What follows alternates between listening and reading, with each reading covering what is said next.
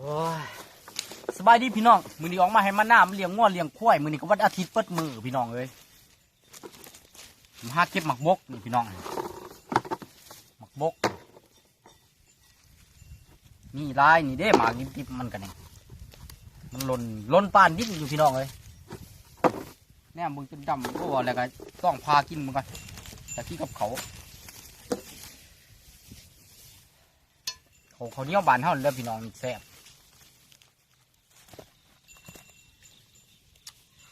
กินหมกบกกับเขานี่แซ่บคือยังไง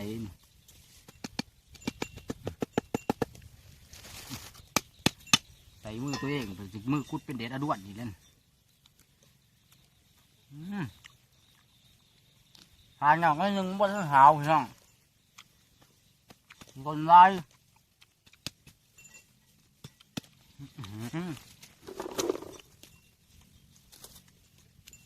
สอกเอาหา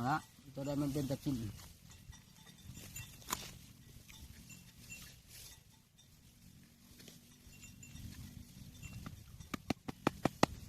โอ้ผ่าหยาปั้นยังนี่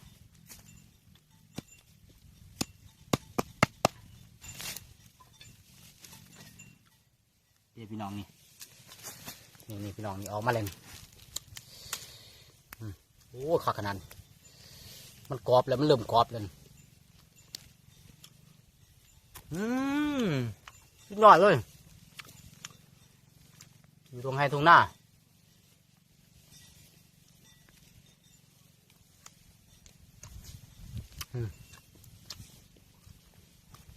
ครับอัน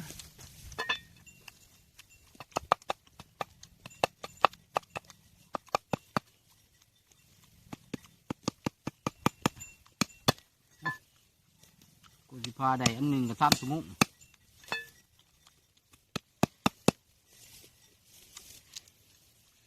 เอาไปก้องกันไว้ทีมจะพ่นปวกมันกินมันหลอน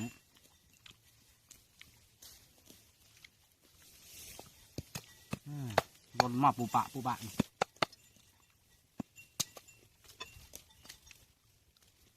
น่าสอบเบิ่งแล้วพี่น้องเลยจะได้มันเป็นตะกินจะได้มันบ่เป็นตะกิน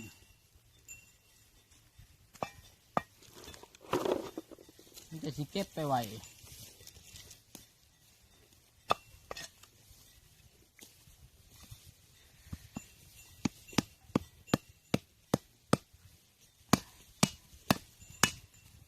ขาไรส่วนงามคำ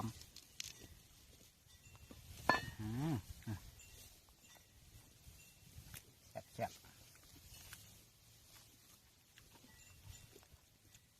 พี่น้องอยู่ในเมืองในร้านทุกคนยานบูจักหมักบกต่ำมาเบิ้ง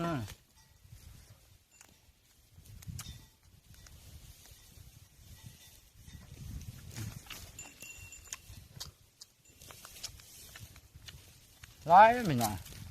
โดนบานดิ้น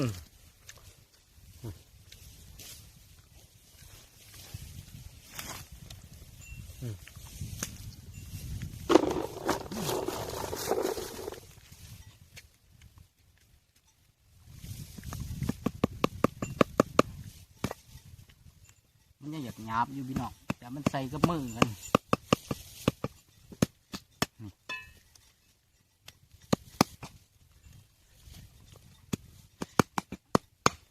โอ้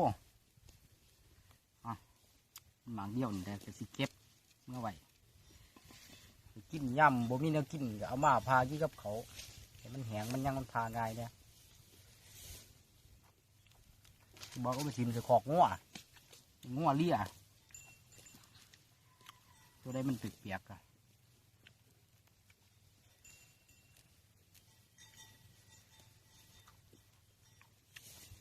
เก็บไปขายพี่น้องบางทีเขาก็มาสลับมาหับสื่อหลายปีนึงไล่สอบเติบ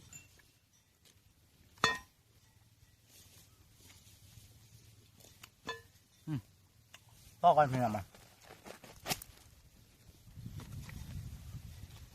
เป็นน้ำงัวกว่ามันงัวยังจับบ่ได้อยู่มัน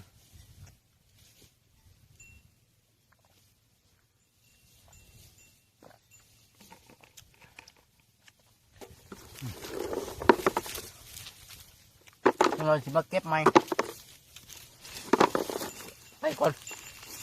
ไปก่อนบัดนี้ไปนำง่วงก่อน